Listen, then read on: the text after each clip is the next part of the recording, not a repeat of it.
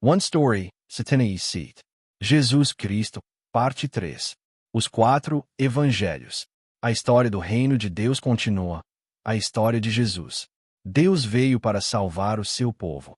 Aqueles que perguntaram, como nos amaste? Ele respondeu, porque Deus amou o mundo de tal maneira.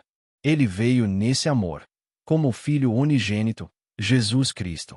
Ele era o Rei dos Reis, mas veio como o mais humilde entre os humildes, nascido numa manjedoura, deitado num coxo de animais. Ele entrou em Jerusalém, não sobre um cavalo majestoso, mas montado no jumentinho, e morreu da forma mais humilhante, numa cruz. Arrependei-vos, porque o reino dos céus está próximo. A mensagem arrependei-vos, porque o reino dos céus está próximo foi pregada tanto por João Batista quanto por Jesus. É por meio do arrependimento que o reino de Deus se aproxima. Mas devemos compreender: a humanidade pecadora não pode se arrepender por si mesma. A escolha de Deus, a sua graça, precisa vir primeiro. Somente quando a sua graça vem pode haver arrependimento, e somente então pode haver fé. Por meio dessa fé, passamos a conhecer a Deus. E aqueles que são nascidos de Deus habitam no reino de Deus. Aqueles que são nascidos de Deus carregam o reino de Deus em seus corações. Embora o reino de Deus ainda não esteja completo neste mundo, quando Jesus, que morreu na cruz e ressuscitou, voltar, desfrutaremos enfim da plenitude desse reino perfeito. Se alguém não nascer de novo, não pode ver o reino de Deus. O Evangelho de João deixa claro o seu propósito. Na verdade, Jesus realizou na presença dos seus discípulos muitos outros sinais que não estão registrados neste livro. Estes, porém, foram escritos para que vocês creiam que Jesus é o Cristo, o Filho de Deus, e para que, crendo, tenham vida em seu nome. Assim, o Evangelho nos apresenta a obra salvadora de Jesus, o Filho de Deus. Primeiro, encontramos Nicodemos. Nicodemos era um fariseu, líder religioso judeu, membro do Sinédrio. Ele era um político, um estudioso e um raro exemplo de alguém que carregava um nome grego, o que revelava tanto riqueza quanto instrução. Era um homem respeitado moralmente. Contudo, até mesmo esse homem aparentemente completo buscou Jesus à noite, procurando respostas sobre o novo nascimento. Mais tarde, o mesmo Nicodemos que havia vindo em segredo, publicamente defendeu Jesus diante do Sinédrio. E após a morte de Jesus, ele trouxe cerca de 34 quilos de mirra e aloés, uma quantidade digna de um enterro real. Ele havia nascido de novo. Quem beber da água que eu lhe der, nunca mais terá sede. Em contraste com Nicodemos, encontramos no Evangelho de João a mulher samaritana. Ela era desprezada e rejeitada, tanto pelos judeus como provavelmente pelo seu próprio povo. Era uma mulher sem instrução, marginalizada socialmente e moralmente quebrada. Antes de encontrar Jesus, sua vida era cheia de confusão, vazio e trevas. Ela já tinha tido 5 maridos, e o 6º homem com quem vivia não era seu marido. Mas nenhum deles conseguiu preencher o vazio de sua alma. Jesus disse a ela: mas quem beber da água que eu lhe der nunca mais terá sede. E ela encontrou Jesus. Encontrou verdadeiramente. Ela tinha vindo ao poço no calor do dia para evitar as outras pessoas, mas depois de encontrar o Messias, deixou seu cântaro para trás e correu para anunciar justamente àqueles que a desprezavam: venham ver um homem que me disse tudo o que tenho feito. Será que ele não é o Cristo? Ela foi salva. Ele proclamava o reino de Deus. Jesus disse: o tempo está cumprido, e o reino de Deus está próximo. Arrependei-vos e crede no Evangelho. O centro de sua pregação sempre foi o Evangelho e o reino de Deus. Ele pregava de cidade em cidade, falava da grande colheita, enviou os 12, advertiu sobre o juízo que viria sobre os que não se arrependessem, e ensinou que o reino pertence àqueles que se apoderam dele com determinação, que ele está dentro de nós, e que o Filho do Homem veio buscar e salvar o perdido. Ele curava toda doença e toda enfermidade. O ministério tríplice da vida pública de Jesus era pregar o reino de Deus, ensinar o reino de Deus e curar toda doença e enfermidade. Ele curava toda enfermidade e aflição.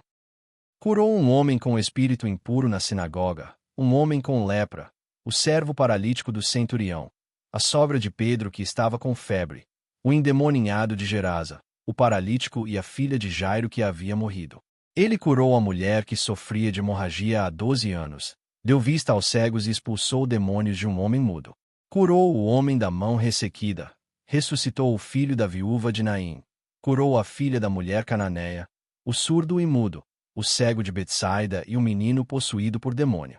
Ele curou a mulher encurvada havia 18 anos, o homem hidrópico, os 10 leprosos, o filho do oficial que estava à beira da morte, o homem enfermo havia 38 anos, o cego de nascença, e ressuscitou Lázaro dentre os mortos. Não façam da casa de meu pai um mercado. O ministério público de Jesus se desenrolou em torno da época da Páscoa. Na verdade, sabemos que seu ministério público durou mais de 3 anos porque o Evangelho de João registra 3 Páscoas diferentes. Na época da primeira Páscoa, Jesus entrou no templo e, vendo pessoas usando a festa como oportunidade de negócio, declarou: "Não façam da casa de meu pai um mercado." Essa purificação do templo aconteceu novamente durante a terceira Páscoa de seu ministério. Quando Jesus se referiu à casa de meu pai, ele estava falando do templo. Mas aquele templo, como ele mesmo explicou depois, seria destruído e levantado novamente em 3 dias, referindo-se ao seu corpo. Por meio de sua morte e ressurreição, o templo se tornou algo novo, o templo do Espírito Santo. E esse templo agora é o crente, cada pessoa em quem habita o Espírito de Cristo. Portanto, o nosso coração, a nossa vida, nunca pode se tornar como aquele mercado. Não deve se tornar um lugar onde se busca ganho mundano, onde o foco está no comércio ou no interesse próprio. Nós já não pertencemos a este mundo, e o lugar onde Deus agora habita, o nosso coração e a nossa vida, não pode ser consumido pelas coisas do mundo. Jesus, o único caminho, a única verdade e a única vida. Jesus veio como o único caminho, a única verdade e a única vida. Ele não apenas pregou sobre o reino de Deus, ele era o reino de Deus. Nele, o reino chegou. Por meio dele, o caminho para o reino foi aberto. Jesus é o caminho para a presença do Pai. E não há outro. Essa é a história de Jesus, aquele que não veio como uma sombra, mas como a verdadeira substância do reino de Deus, aquele que é o reino, continua. É a história do zelo de Deus para trazer seu reino a nós, na pessoa de Jesus Cristo. Eu não vim chamar justos, mas pecadores. Jesus citou o Antigo Testamento, pois misericórdia quero, e não sacrifício, e o conhecimento de Deus mais do que holocaustos. E acrescentou: eu não vim chamar justos, mas pecadores. A misericórdia que Deus deseja, e os pecadores que Jesus veio chamar, são a mesma coisa. O Deus Santo e Todo-Poderoso, que existe em perfeita completude, veio buscar aqueles que não têm valor, aqueles tão depravados que não podiam fazer nada além de pecar. Isso é misericórdia. Isso é graça. E esse é Jesus, que veio buscar e salvar pecadores.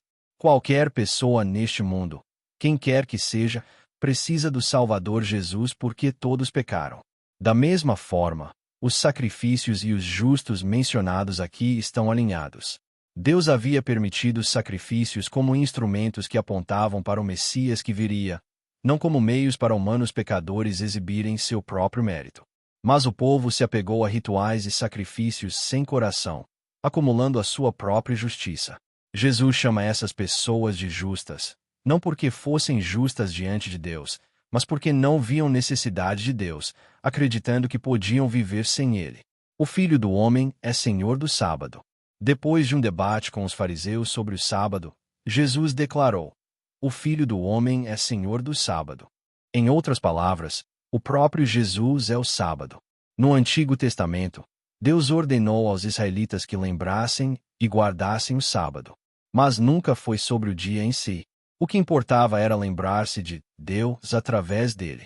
O mesmo é verdade em relação às festas. As festas não eram o objetivo. Eram oportunidades de lembrar a Deus e revelar Cristo. É por isso que Paulo diz: vocês estão observando dias especiais, meses, estações e anos. Temo que os meus esforços por vocês tenham sido inúteis.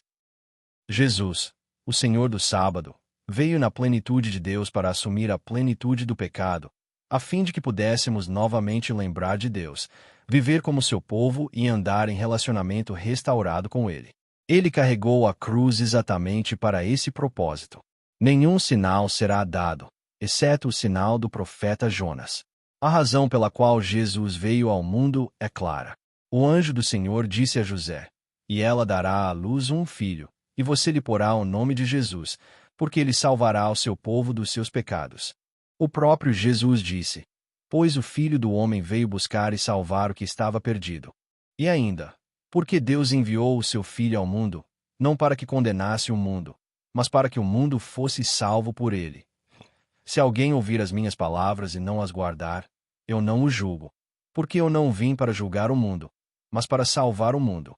Mas os escribas e fariseus, e os judeus com eles, continuavam pedindo um sinal. Eles deveriam encontrar Deus em seus corações, com seus espíritos, com o seu próprio ser. Mas, em vez disso, queriam encontrá-lo com os olhos, pelo espetáculo, pelo entretenimento. Mas a graça nunca é dada por meio de sinais exteriores. O Antigo Testamento nos mostra isso repetidamente. Mesmo depois das 10 pragas no Egito, da travessia do Mar Vermelho, das colunas de nuvem e fogo, do maná do céu, da travessia do Jordão, depois que o fogo caiu do céu e consumiu o sacrifício de Elias, e o povo clamou: "O Senhor é Deus! O Senhor é Deus!" Ainda assim, não voltaram para ele. Deus usou sinal após sinal para anunciar o Messias que viria. Mas, para eles, era apenas uma série de milagres. Ficaram maravilhados, mas não se arrependeram. A menos que Deus invada o nosso coração e nos tome como seus, ninguém jamais verá um verdadeiro sinal pelo que ele é.